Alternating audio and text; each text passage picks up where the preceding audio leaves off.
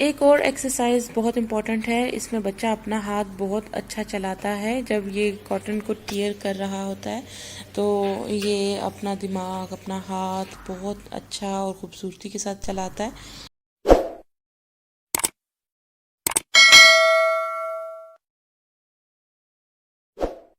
इसकी एक्सरसाइज होती है बच्चे को, और इसी तरह डिसिप्लिन भी आता है कि अपनी काम करते वक्त जो है चीज़ें किस साइड पे किस तरह रखनी है। जैसे कि आप देख सकते हैं कि इन्होंने जो पूरा कॉटन है वो अलग रखा हुआ है, और जो ये टुकड़े निकाल रही हैं उसको अलग रख रही हैं, और साइज़ का भी ख्याल रख रही हैं। मैंने इनको सिर्फ शुरू में समझा दिया था, तो ये खुद कर रही हैं। साथ में मैं हल्की फुल्की हेल्प कर रही हूँ, जैसे मैं इनको ये बता रही हूँ कि इन्होंने इस तरह इसके ऊपर ग्लू लगाना है।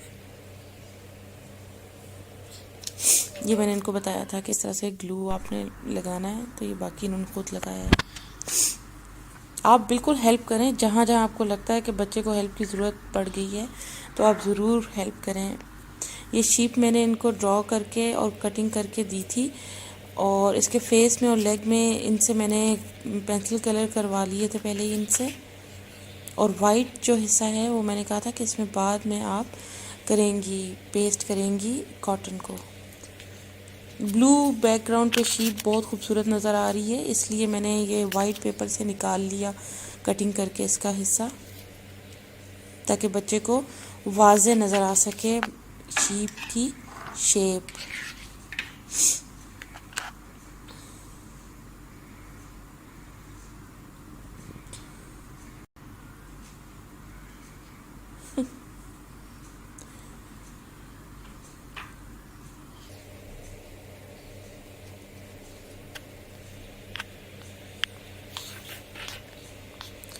वैसे बच्चे बहुत तेज़ काम करते हैं, लेकिन जब उनको पता उनकी वीडियो बन रही है या कोई उनको ऑब्ज़र्व कर रहा है इतने तो कंफ्यूज हो जाते हैं, उनको कुछ समझ नहीं आता या बहुत स्लोली काम करने लग जाते हैं।